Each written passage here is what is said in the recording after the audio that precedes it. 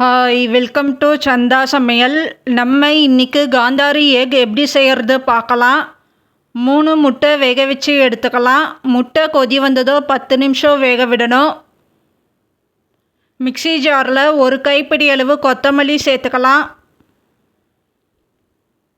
ஒரு பச்சை மிளகாய் சேர்த்துக்கலாம். கொஞ்சமாக கருவேப்பிலை சேர்த்துக்கலாம்.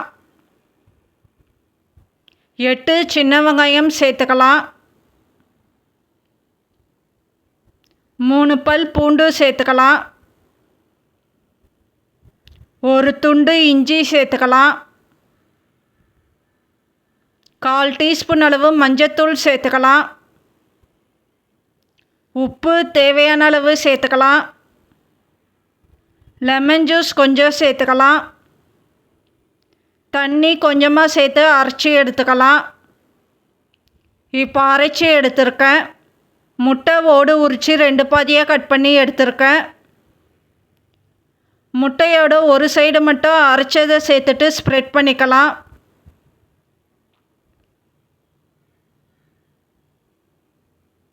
மீதி இருக்கிற 2 முட்டை பாதியிலையும் இதே மாதிரி சேர்த்துக்கலாம்.